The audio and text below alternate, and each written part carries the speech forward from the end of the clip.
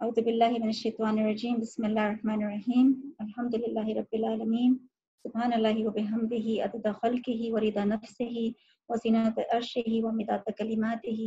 اللهم صل على سيدنا مولانا محمد وبارك وسلم ربي اشرح لي صدري ويسر لي أمري واحلل عقدة من لساني يفقهوا قولي. سب سے پہلی بات جو یہ ہے وہ ہم نے یہ سمجھنی ہے کہ جب ہم صحابہ کی بات کرتے ہیں تو ہم سمجھتے ہیں کہ وہ ایسی شخصیات تھیں جو جنہوں نے اتنا بڑا ہائی سٹینڈرڈ سیٹ کیا کہ اس کے اوپر ہم نہیں آ سکتے. تو انشاءاللہ تعالیٰ آج اس درس میں اس پوائنٹ کے اوپر ڈسکشن کرنا چاہتی ہوں کہ یہ نہ صرف ہمارے لیے فرض ہے اور ضروری ہے بلکہ یہ پاسبل بھی ہے. اور یہ پاسبل اس لیے ہے کیونکہ وہی دین جو اللہ سبحانہ تعالیٰ نے نازل کیا تھا 1400 سال پہلے اور جس سے صحابہ کی ٹریننگ اور تربیت ہوئی تھی وہی دین ہمارے پاس ہے. اور میں آپ کو ایک ایگزامپل دینا چاہتی ہوں کہ جہالت سے اسلام تک صحابہ جو آئے ہیں ان کی وہ جو جرنی تھی وہ اس کی وجوہات کیا تھی، ان کے پیچھے وہ قرآن کی وہ تربیت تھی، وہ اسلام کے تصورات تھے. اور یہاں پہ ایک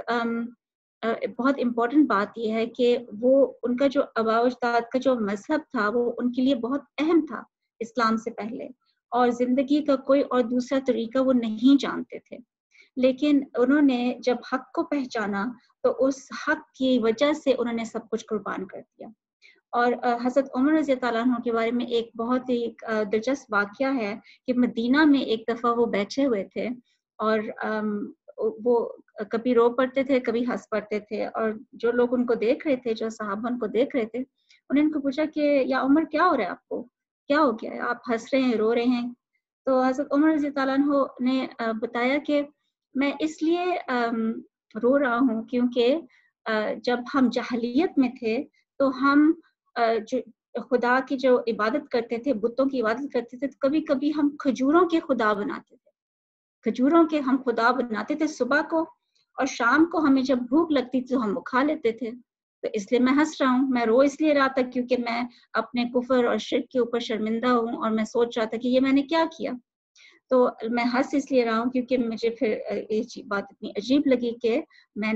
ہم کیا کرتے تھے، کہ کتنی جاہلیت تھی، لیکن اسلام نے ہمیں کتنا ہمیں بالکل بدل دیا. تو یہی ہے پوائنٹ جس کے ساتھ ہم نے لے کے چلنا ہے اس پوائنٹ کو، کہ وہ دین صرف صحابہ کے لیے نہیں تھا. صحابہ ہمارے جیسے لوگ تھے، وہ ان کی ضروریات تھیں، ان کی خواہشات تھیں، ان کی فیملیز تھیں، ان کی سوشل لائف تھی، ان کے کریئرز تھے، ان کے بزنسز تھے، یہ سب کچھ تھا ان کے پاس. اور جب وہ جہالت میں تھے تو وہ اس سوسائٹی کے مطابق اپنی زندگی گزار رہے تھے، لیکن جیسے ان کو اسلام پیش کیا گیا اور انہوں نے اس چیز کو ایبزورب کیا تو ان کے اندر ایک تبدیلی آئی. اور الحمدللہ بہت اچھے طریقے سے ہم نے سمجھ لیا ہے کہ وہ کیسے ان کی ٹریننگ کی گئی. اور آج جو سچویشن ہمارے پاس ہے کہ امت مسلمہ 100 سال سے اسلام کے بغیر زندگی گزار رہی ہے، تو اس وجہ سے ہمیں اب لگتا ہے کہ یہ کیسے پاسبل ہے کہ ویسے لوگ دوبارہ آ سکتے ہیں، یہ کیسے پاسبل ہے کہ دوبارہ ایسی ایک منظم جماعت بن سکتی ہے یا اتنا قربانی دینے والے لوگ آ سکتے ہیں. تو یہی اس بات کو کنٹینیو کرنے کے لیے اگر ہم اس حدیث کی طرف آئیں جہاں پہ رسول اللہ صلی اللہ علیہ وسلم نے فرمایا کہ اسلام جب پہلے آیا تو اجنبی تھا، معاشرے میں اجنبی تھا. جب وہ مسلمان عبادت کرتے تھے یا اللہ کی بات کرتے تھے تو قریش ان کو عجیب سمجھتے تھے کہ یہ کیا چیز ہے، اور پھر وہ دوبارہ اجنبی کی حیثیت سے لوٹ کے آئے گا. اور مبارک ہو ان اجنبیوں کو، ٹھیک ہے. فتوبہ للغرباء، غرباء وہ اجنبی لوگ ہوں گے جو معاشرے میں نظر آئیں گے کہ ان کا انداز بالکل ڈیفرنٹ ہے. صحابہ جب معاشرے میں نظر آتے تھے وہ بالکل ڈیفرنٹ ہوتے تھے. قریش ان کو پہچانتے تھے کہ یہ اس کو کچھ ہو گیا ہے، ان کو یہ پہلے تو ایسے نہیں تھے، اب کیا ہو گیا ان کو، یہ کس چیز کی وجہ سے یہ بدل گئے ہیں. تو وہ جو دین تھا، وہ جو اللہ پہ ایمان، وہ رسول صلی اللہ علیہ وسلم پہ ایمان، وہ قرآن، وہ تمام چیزیں، وہ تمام اعمال جو اسلام سکھاتا ہے، چاہے وہ پرسنل ہو یا معاملات کے متعلق ہو، چاہے وہ عبادت کے ہوں یا وہ سیاست کے ہوں، وہ دین جو ہے اس کے اندر سے تبدیلی آتی ہے. اور اللہ سبحانہ و تعالیٰ نے اس دین کو ایسا بنایا کہ جس بھی صدی میں لوگ اس کو پائیں گے وہ مقام حاصل کر سکتے ہیں. سابقون الاولون میں کچھ بہت بعد کی جنریشنز میں سے ہوں گے، یہ قرآن میں ہے. تو انشاءاللہ جیسے ہی ہم نے درس سے پہلے اتنی خوبصورت آیات کی تلاوت سنی اور ترجمہ پڑھا صحابہ کے بارے میں قرآن پاک میں جو اللہ سبحانہ تعالیٰ فرماتے ہیں، تو وہ ان کے لیے ان کے ساتھ اللہ جو راضی ہیں اور وہ اللہ کے ساتھ راضی ہیں، اور ان کا جو مقام ہے وہ واقعی ایک الگ چیز ہے. لیکن اللہ تعالیٰ نے ہمیں وہ راستہ دے دیا، وہ راستہ دکھا دیا کہ ہم بھی اس کے اوپر چل سکتے ہیں، کہ ہم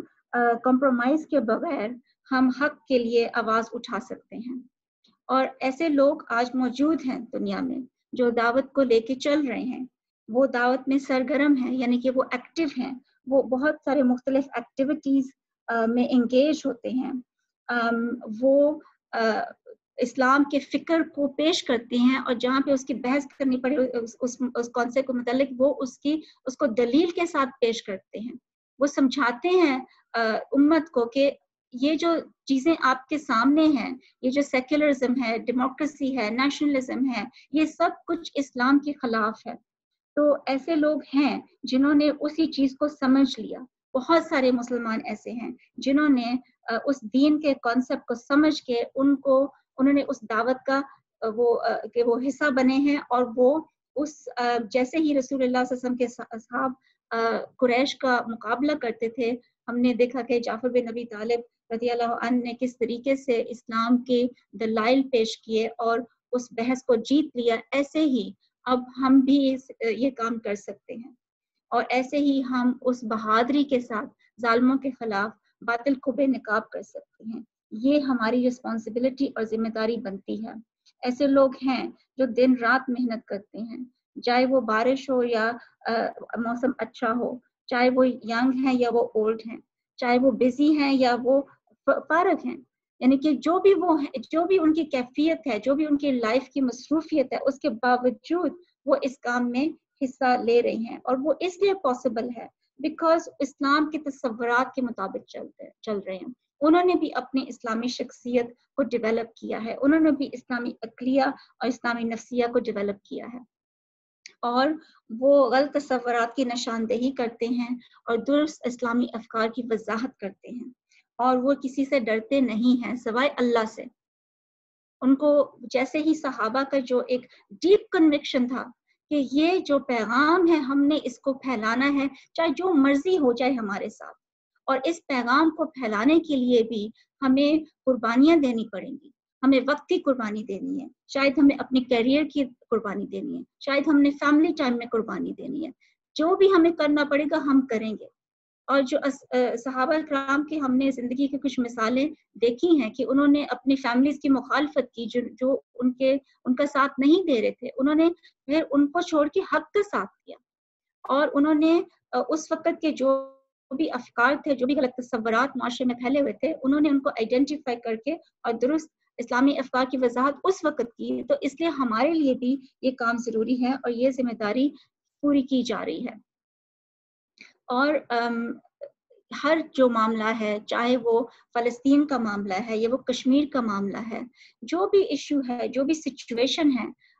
یہ ذمہ داری مسلم امت پہ ہے کہ ہم اس ذمہ داری کا احساس کریں اور ہم اپنی آواز اٹھائیں. ابھی اس وقت جو یہ ڈیل آف دا سینچری ہوئی ہے،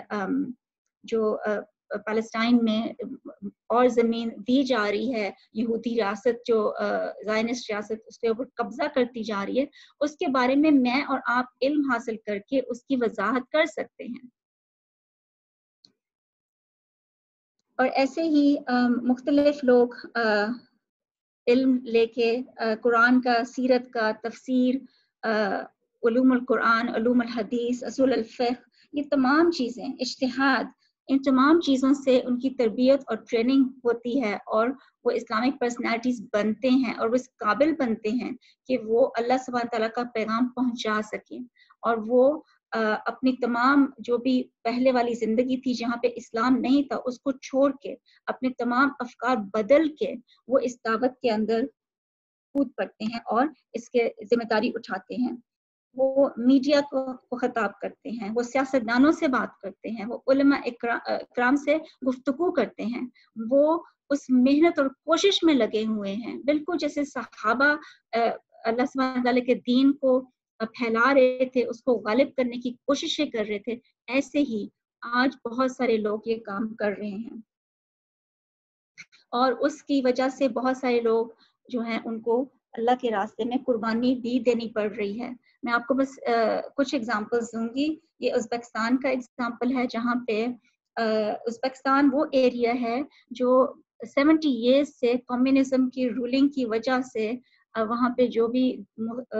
آئیڈیالوجی نافذ تھی تو اسلام کو بالکل مٹا دیا تھا انہوں نے. لیکن جب کمیونزم ختم ہوئی تو 1990s میں ایک بہت بڑا ریوائول وہاں پہ آیا کہ وہ جو لوگ جو اسلام سے محروم تھے اور اللہ کی عبادت سے محروم تھے وہ فوراً اسلام کی طرف واپس دوبارہ آئے اور انہوں نے اسلام کے لیے آواز اٹھائی. اور کیونکہ جو بعد میں روس کی سوویت یونین کے بعد میں جو حکومت بنی وہ بھی ان کے کٹپتلیاں ہی تھیں اور وہ بھی کفر چاہتے تھے تو ان لوگوں نے ان کو بہت زیادہ اذیت دی، بہت تشدد کیا ان لوگوں کے اوپر جنہوں نے اسلام کے راستے میں آواز اٹھائی. اور یہ کچھ ایک ایسا ملک ہے جس کے بارے میں آپ نے شاید سنا بھی نہ ہو، آپ کو شاید پتہ بھی نہ ہو کہ یہاں پہ مسلمان رہتے ہیں. تو میرے جو لیکچر کا مقصد ہے آج وہ یہ ہے سمجھانا کہ بہت سارے ایسی شخصیات آج موجود ہیں جو بالکل ان کی کہانی ایسی ہی ہے جیسے کچھ اصحاب کی تھی کہ وہ دین کے لیے نکلتے تھے، وہ دعوت پیش کرتے تھے اور ان کو اذیت کا سامنا کرنا پڑتا تھا، ان کو پکڑا جاتا تھا، ان کو مارا جاتا تھا، ان کو جیل میں بند کیا جاتا تھا، 20-20 سال 30-30 سال کی ان کو قید ملتی ہے. اور آپ مطلب اتنی تکلیف دہ یہ واقعات ہیں کہ کچھ ایسے پریزنس ہیں ازبکستان میں جہاں پہ اگر کسی کو 15 سال کی قید ہو جاتی ہے اور اس کے 15 سال پورے ہو بھی جاتے ہیں تو اس کو وہ ایک دن پہلے دوبارہ اس کے اوپر کچھ الزامات لگا کے اس کی قید 10 سال اور بڑھا دیتے ہیں. اور جب ان کی مطلب اہل خانہ ان کو ملنے جاتے ہیں، جب ان کی بیویاں جاتی ہیں، بہنیں جاتے ہیں ملنے ایسے لوگوں کو جو اتنے سالوں سے بند ہیں اسلام کی دعوت کی خاطر، تو وہ کہتے ہیں کہ وہ جو لوگ ہیں ان کی جو حالت ہے اس سے وہ برداشت نہیں ہوتی ان سے، اور ان کی جو ہڈیاں نکلی ہوتی ہیں، ان کے زخم جو ہوتے ہیں کیونکہ ان کا ٹارچر ختم نہیں ہوتا، لیکن وہ اتنے سال پھر بھی کلمہ گو ہوتے ہیں، ان کا ایمان مضبوط ہوتا ہے، وہ کفر پہ نہیں آتے. تو یہ وہی مثالیں نہیں ہیں جو ہم نے ابھی سنی ہیں کہ صحابہ کے دور میں جو تھیں، یہ وہی سچویشن نہیں ہے، یہ وہی ایسے پرسنالٹیز نہیں ہیں جو اللہ کی خاطر ہر کچھ قربان کرنے کے لیے تیار ہیں. اور یہ صرف ازبکستان میں نہیں، یہ عراق میں ہوا صدام کے دور میں، یہ لیبیا میں ہوا غزافی کے دور میں، یہ ابھی ہو رہا ہے. بشار الاسد کے جو پریزنز بھرے پڑے ہیں ابھی تک ایسے لوگوں سے جو اسلام کے دعوت دیتے ہیں، جو حق کو پھیلانے کی کوشش کرتے ہیں. کبھی کبھی جب ہم دعوت کر رہے ہوتے ہیں، لیکچر دے رہے ہوتے ہیں تو ہمیں ایک سوال پوچھا جاتا ہے کہ اتنے سال ہو گئے ہیں تو کیوں نہیں تبدیلی آئی، کیوں ابھی تک خلافت واپس نہیں آئی. تو اس کی ایک بہت بڑی وجہ یہی ہے کہ جو یہ پیغام ہے، جو یہ دعوت ہے، اس کے لیے جو کوشش کی جا رہی ہے، جہاں پہ بھی یہ تھوڑی سی مضبوط ہونے شروع ہوتی ہے وہاں پہ یہ جابر حکمران آ کے اتنے سارے لوگوں کو گھیر کے ان کو اندر بند کر دیتے ہیں، جس کی وجہ سے وہ جو ٹریننگ ہوئی ہوتی ہے ان لوگوں کی، وہ اسلامک پرسنالٹیز جو ہوتی ہیں وہ پھر جیلوں کے پیچھے بند ہو جاتے ہیں، اور پھر دعوت کا جو کام ہے وہ ان کے جو بعد کے آنے والے لوگ ہیں ان کو ذمہ داری سے اٹھانا پڑتا ہے. تو یہ تو ایک ایسا سلسلہ ہے جو ہم نے پہلے دیکھا ہے. ہم نے دیکھا ہے کہ صحابہ کے ساتھ بھی ایسے ہوا تھا. ہم نے دیکھا ہے کہ کچھ لوگ مکہ میں ہی شہید کیے گئے تھے، انہوں نے کبھی مدینہ نہیں دیکھا، انہوں نے ہجرت نہیں کی، انہوں نے وہ پھل ہی نہیں دیکھا جس کے لیے انہوں نے جدوجہد اور کوشش کی تھی اور جس دین کے لیے انہوں نے قربانی دی تھی. تو یہ تو اس کام کا حصہ ہے. اب مسلمان خواتین صحابیہ کے نقش قدم پہ ہم اس چیز پہ تھوڑا فوکس کرتے ہیں ہماری بھی کیا کیا ذمہ داریاں ہیں. تو اس سے پہلے میں کچھ اور واقعات بتانا چاہتی ہوں صحابیات کی انشاءاللہ. تو یہ جو عظیم شخصیات تھیں، حضرت خدیجہ رضی اللہ عنہا، حضرت فاطمہ بنت اسد، حضرت رومان، حضرت ایمن، یہ مدرز آف دا بلیورز، یعنی کہ یہ وہ خواتین تھیں جو رسول اللہ صلی اللہ علیہ وسلم کی لائف میں بہت اہم تھی ان کے لیے. حضرت فاطمہ بنت اسد ابو طالب کی بیوی تھی. ابو طالب نے اسلام کی مدد کی، لیکن وہ کبھی مسلمان نہیں ہوئی، ہمیں سب کو پتہ ہے. لیکن ان کے پورے گھر جو ہے وہ انہوں نے اسلام قبول کیا ہوا تھا. حضرت فاطمہ بنت اسد نے نبی صلی اللہ علیہ وسلم کی بھی تربیت کی جب وہ چھوٹے تھے، اور آپ دیکھ سکتے ہیں کہ وہ کتنی ایک اہم شخصیت ہیں کہ وہ 3 خوبصورت نوجوانوں کی وہ ماں تھی، حضرت علی بن ابی طالب، حضرت جعفر بن ابی طالب اور حضرت محمد صلی اللہ علیہ وسلم. اور انہوں نے ان کو جو ایک ماحول دیا تھا، ان کی جو پرسنالٹی کی گرومنگ کی تھی، اس کا رزلٹ ہمارے سامنے ہے. اور اسلام بھی انہوں نے بہت جلدی قبول کر لیا. پہلے دنوں میں انہوں نے اسلام قبول کر لیا. اپنے دونوں بیٹوں کو انہوں نے بہت زیادہ سپورٹ دی کہ آپ نے رسول اللہ صلی اللہ علیہ وسلم کا ساتھ دینا ہے. رومان تھی حضرت ابوبکر صدیق کی بیوی، اور انہوں نے بھی بہت جلدی اسلام قبول کر لیا جیسے حضرت ابوبکر صدیق نے قبول کیا. اور ان کے گھر میں ان کی جو بیٹیاں تھیں حضرت عائشہ رضی اللہ عنہا اور حضرت اسماء رضی اللہ عنہا، ان کی تربیت کی. اور ایمن نے بھی اسلام بہت جلدی قبول کر لیا. ایمن وہ تھیں جنہوں نے رسول اللہ صلی اللہ علیہ وسلم کو بچپن میں پالا تھا جب ان کے والدین فوت ہو گئے تھے. اب ہم آتے ہیں بیٹیوں کی طرف. حضرت فاطمہ، حضرت عائشہ، حضرت اسماء، حضرت حفصہ، یہ تھی وہ بیٹیاں جنہوں نے تقریباً آنکھ کھولی ہے اس ایسے گھروں میں جہاں پہ اسلام پہلے آ چکا تھا. اور اس وجہ سے ان کی جو گرومنگ تھی، ان کی جو تربیت تھی، اتنی اہم شخصیات نے ان کی تربیت کی. تو ان کا جو مقام ہے وہ تو ہم سب جانتے ہیں، اور ہماری ذمہ داری بنتی ہے کہ ہم بھی ایسی مائیں بنیں، ایسی بیٹیاں بنیں، اور ہم بھی دین کی خاطر نالج حاصل کریں اور حق کا ساتھ دیں. اور حضرت اسماء بنت ابی بکر بہت مشہور ہیں کہ انہوں نے ہجرت کے وقت رسول اللہ صلی اللہ علیہ وسلم کی مدد کی کہ وہ رسول اللہ صلی اللہ علیہ وسلم کو اور اپنے والد حضرت ابوبکر صدیق کو کھانا دینے جاتی تھی چپ چپ کے، اور خبر دینے جاتی تھی کہ مکہ میں کیا ہو رہا ہے. اور انہوں نے بہت بہادری دکھائی اس میں. بلکہ جب قریش کو پتہ چلا کہ قریش کے سرداروں کو پتہ چلا کہ رسول اللہ صلی اللہ علیہ وسلم وہاں سے چلے گئے ہیں، تو وہ حضرت ابوبکر صدیق کے گھر میں آئے اور انہوں نے حضرت اسماء رضی اللہ عنہا کو مارا. ان کو مارا، لیکن اس کے باوجود حضرت اسماء رضی اللہ عنہا نے نہیں بتایا کہ ان کے والد کہاں گئے ہیں. تو یہ ہم دیکھ سکتے ہیں یہ اور امہات المومنین جنہوں نے ایک بہت اہم رول ادا کیا اسلام کے لیے. اب ہمارے پاس ٹائم نہیں ہے کہ ہر ایک پہ ہم ڈیٹیل میں بات کریں، پر انشاءاللہ آپ خود اس چیز کو اسٹڈی کریں. جن پہ میں فوکس کرنا چاہ رہی ہوں وہ ہیں الصحابیہ انصاریہ، یعنی کہ جو انصار میں سے کچھ صحابیات تھیں. اور یہ 2 صحابیاں مانی اسماء بنت عمر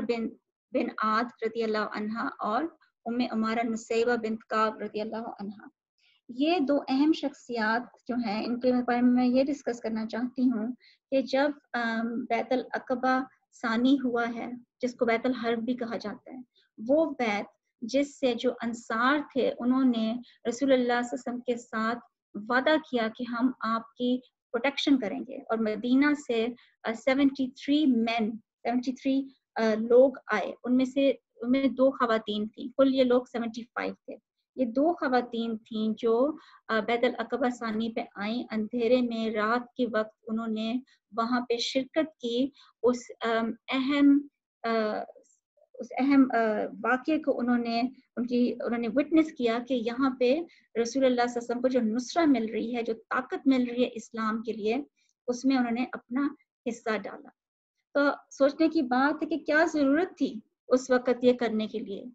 یہ جذبہ تھا، یہ انڈرسٹینڈنگ تھی، یہ چاہت تھی کہ وہ رسول اللہ صلی اللہ علیہ وسلم کو ملنا چاہتی تھی، اور وہ اس چیز میں حصہ لینا چاہتی تھی، وہ اس چیز کی شہادت دینا چاہتی تھی کہ یہ نصرہ رسول اللہ صلی اللہ علیہ وسلم کو مدینہ کے جو لوگ اوس اور خزرج کے جو مسلمان ہیں وہ دینے کے لیے تیار ہیں. اور یہ دونوں بیت الرضوان میں بھی تھیں جو صلح حدیبیہ کے واقعہ میں کے بعد ہوا. وہ بھی ایک بہت اہم بیت ہے جس کے بارے میں بشارتیں یہ ہیں کہ جو بھی جس نے بھی اس میں حصہ لیا وہ جنتی ہے. اور حضرت نصیبہ بنت کعب جو ہیں انہوں نے احد میں بھی ساتھ دیا رسول اللہ صلی اللہ علیہ وسلم کا. انہوں نے ان کو فزیکلی پروٹیکٹ کیا تلوار کے ساتھ. رسول اللہ صلی اللہ علیہ وسلم روایت دیتے ہیں کہ میں سیدھے طرف دیکھ رہا تھا مجھے مارا نظر آتی تھی, میں بائیں ہاتھ دیکھتا تھا مجھے مارا نظر آتی تھی, میں آگے دیکھتا تھا وہ میرے آگے تھی میرے پیچھے تھی. یعنی کہ وہ ہر جگہ پروٹیکٹ کر رہی تھی رسول اللہ صلی اللہ علیہ وسلم کو. اور حرم بنت ملحان رضی اللہ عنہا, اب ان کے بارے میں ایک بہت خوبصورت حدیث ہے. رسول اللہ صلی اللہ علیہ وسلم نے کہا کہ میری امت میں سے ایک لشکر سمندر پہ چلے گا جیسے کوئی بادشاہ اپنے تخت پہ بیٹھے. اور حرم کو یہ رسول اللہ صلی اللہ علیہ وسلم نے کہا کہ آپ بھی, جب انہوں نے پوچھا کہ یہ کون سا لشکر ہوگا, یہ کہاں جائے گا, میں اس میں ہوں گی, تو انہوں نے کہا کہ ہاں آپ اس میں ہوں گی. اور جو حرم تھی ان کو بہت زیادہ وقت تھا جہاد کرنے کا اور شہادت کا. اور ان کے جو ہسبینڈ تھے ان کا نام عمر بن قیس تھا اور ان کے بیٹے کا نام قیس بن عمر. اور جب یہ دونوں بہت اہم صحابہ تھے جنہوں نے بدر میں بھی جنگ کی اور احد میں یہ دونوں شہید ہو گئے. اور احد کے بعد جب یہ شہید ہو گئے تو حضرت حرم نے حضرت عبیدہ بن صامت سے شادی کر لی. اور حضرت عبیدہ بن صامت بھی بہت بہادر صحابی تھے جو بعد میں جنرل بنے تھے. اور یہ جو پیشن گوئی تھی کہ ایک لشکر سمندر پہ چلے گا, یہ پورا ہوا 27 ہجرت میں, یعنی کہ ہجرت کے 27 سال بعد حضرت عثمان رضی اللہ عنہ کی خلافت میں ایک لشکر تیار کیا گیا جس کے قیادت میں حضرت معاویہ تھے اور ان کی بیوی بھی ان کے ساتھ تھی حضرت فختہ بن قردہ, اور یہ بھی ساتھ تھیں حضرت حرم بنت ملحان اور ان کے ہسبینڈ عبیدہ بن صامت. یہ اس لشکر کا حصہ تھے. یہ کشتی پہ بیٹھ کے سائپرس تک گئے, سپرس اس کو کہتے ہیں, اور وہاں پہ انہوں نے فتح کیا, جہاد کیا. اور وہ جو حدیث تھی کہ میری امت میں سے ایک لشکر سمندر پہ چلے گا جیسے کوئی بادشاہ اپنے تخت پر بیٹھا ہے, یہ پھر حدیث کی پیشنگوئی پوری ہو گئی. اور حضرت حرم بنت ملحان کا جو ایک خواہش تھی کہ وہ شہید ہوں اور وہ جہاد کریں, وہ ان کو وہ مقام مل گیا. وہاں پہ پہنچ کے جب جنگ ہوئی اس کے فتح کے بعد وہ وہاں پہ فوت ہو گئیں اور وہاں پہ ان کی قبر ہے. تو یہاں سے ہمیں کیا پتہ چلتا ہے, یہ ایسی خواتین جو مطلب ہر وقت ساتھ دے رہی تھی دین کا, اور یہ بھی وہ جذبہ رکھتی تھی جو صحابہ رکھتے تھے کہ وہ دین کے لیے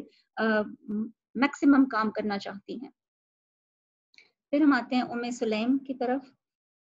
ان کے بیٹے کا نام انس بن ملک, ایک بہت مشہور صحابی رضی اللہ عنہ. اور ان کا جو خاص جو ان کی بات ہے وہ ایسے ہی ہے جو ہم نے پہلے بھی ایک واقعہ سنا ہے ابو لہب کی بیٹی کا, کہ یہ ان کے جو ہسبینڈ تھے وہ مشرک تھے اور وہ بہت زیادہ ان کے اوپر تشدد کرتے تھے, بہت وائلنٹ تھے اور بہت ان کو روکتے تھے اسلام سے. لیکن یہ حضرت انس بن ملک کی تربیت کرتی تھیں اور وہ ان کے لیے بہت سپورٹو تھے. اور جب وہ تنگ آ گئے ان کے ہسبینڈ, وہ ان کو چھوڑ کے چلے گئے اور فوت ہو گئے. تو بعد میں جب ہجرت ہوئی اور یہ مدینہ آئیں تو مدینہ میں انہوں نے پھر شادی کی اور انہوں نے حضرت انس بن ملک جو ہیں ان کی تربیت کی. تو یہاں پہ ہمیں نظر آتا ہے کہ جو خواتین جن کو پرابلم ہوتی ہے گھر میں, جہاں پہ اسلام کی مخالفت ہو رہی ہوتی ہے, اور الحمدللہ اتنی مخالفت نہیں ہوتی کہ لوگ کفر میں آ رہے ہوتے ہیں, ہم سب مسلمان ہیں, لیکن مخالفت اس میں ہوتی ہے کہ اسلام پہ چلنے میں مشکل ہو جاتا ہے. یعنی کہ جو گھر والے لوگ اگر سیکولر ہوتے ہیں اور وہ روکتے ہیں, تو جن خواتین کا یہ سچویشن ہے وہ ایسی صحابیات سے نصیحت لیں اور ایسی صحابیات سے انسپریشن لیں کہ وہ بھی اس چیز کا سامنا کرتی جائیں جب تک اللہ تعالیٰ ان کے لیے آسانی نہیں پیدا کر دیتا. تو یہ بھی ایک بہت امپورٹنٹ ہمارے لیے مثال ہے. پھر سلمہ بنت یزید بنت ساکن الانصاریہ، یہ ایک ایسی صحابیہ تھیں جنہوں نے احد میں صحابہ کی مدد کی تھی، ان کی ان کو کھانا دیا تھا، اور جو بھی زخمی تھے ان قیدیوں زخمیوں کو انہوں نے دیکھا تھا۔ یہ بیت الرضوان میں بھی تھیں، یہ خیبر میں بھی تھیں، اور سب سے جو امپورٹنٹ جو واقعہ ان کے بارے میں ہے کہ یرمک کی جو جنگ تھی وہاں پہ انہوں نے 9 رومی فوجیوں کو ختم کر دیا تھا، مار دیا تھا لڑ کے ان کے ساتھ، الحمدللہ۔ پھر فائنلی ہم آتے ہیں سعد کبشہ بنت رفیع الانصاریہ۔ اب سعد، اس سے آپ کو کلو مل جائے گا یہ کون تھیں۔ یہ تھیں حضرت سعد بن معاذ کی والدہ، اور ان کے ایک اور بیٹے تھے حضرت عامر بن معاذ۔ تو حضرت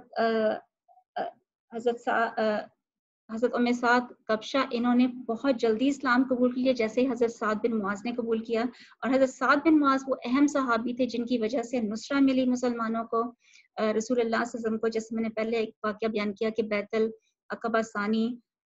میں نصرہ دی گئی مسلمانوں کو، تو وہاں پہ حضرت سعد بن معاذ ان کے لیڈر تھے اس وقت۔ تو یہ ان کی والدہ تھی، انہوں نے بہت جلدی اسلام قبول کر لیا، اور انہوں نے بہت زیادہ اسلام کے مشن کو سپورٹ کیا، اور ان کے بیٹے عامر بن معاذ جو ہیں احد میں شہید ہوئے، اور سعد بن معاذ جو ہیں وہ جنگ احزاب میں شہید ہوئے۔ تو یہاں پہ کچھ ایگزامپلس ہیں ہمارے پاس کہ جس سے ہم آپ کے ذہن میں خود ہی باتیں آ رہی ہوں گی، خود ہی ایگزامپلس آ رہے ہوں گے کہ جو ایسے ریالٹیز ہیں ہمارے سامنے جہاں پہ ہم نے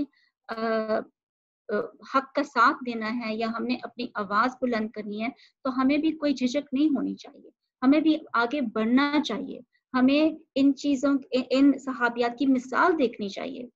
اب ہم جب صحابیات کی بات اکثر کرتے تو ہمیں ان چیزوں پہ فوکس کیا جاتا ہے کہ بچوں کی تربیت کریں اور اچھی بیویاں بنیں، جو ایک بہت اہم چیز ہے، وہ ہم نے ضرور کرنا ہے، اور صحابہ بھی یہ کرتے تھے۔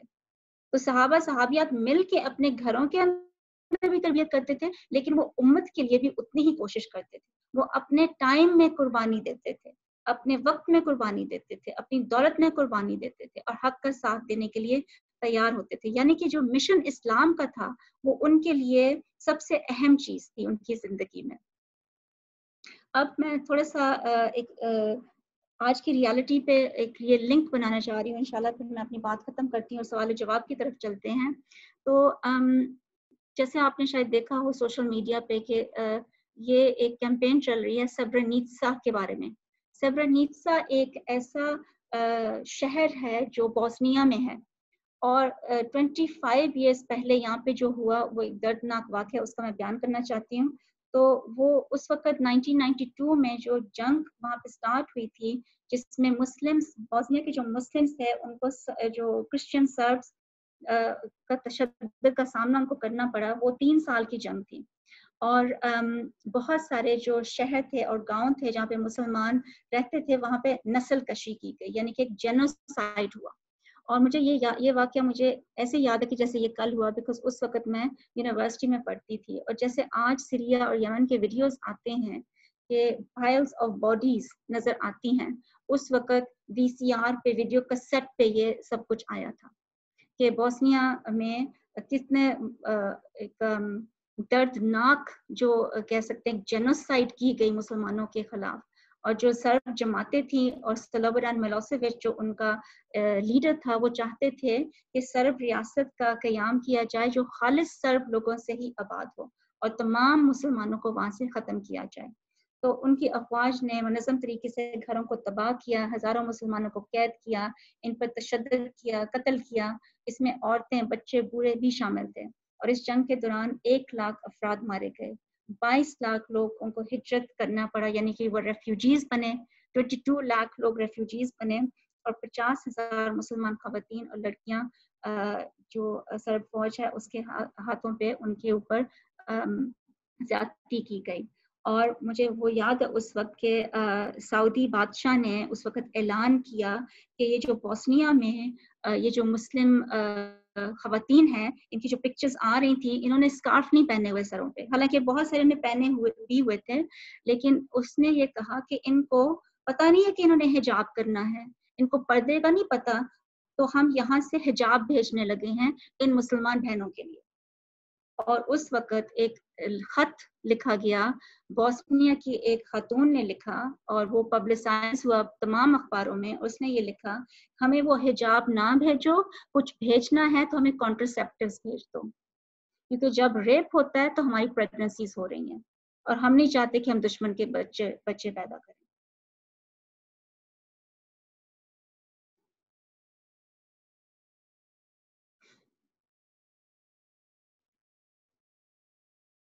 اور جو واقعہ میں بیان کرنا چاہتی ہوں جو 25 سال پہلے ہوا، وہ ایک ایسا واقعہ ہے کہ جو سربرنیتسا کا جو شہر تھا اس کو محفوظ علاقہ قرار دیا اقوام متحدہ نے. اقوام متحدہ وہاں پہ پہنچ گئے، ڈچ سولجرز تھے وہاں پہ، اور انہوں نے کہا کہ سربرنیتسا محفوظ علاقہ ہے، اور وہاں پہ تمام مسلمانوں کو انہوں نے کیمپس میں بٹھا دیا. بہت بڑی تعداد میں مسلمان وہاں پہ تھے، لیکن جب سرب فورسز آئیں تو انہوں نے ان کے لیے راستے کھول دیے.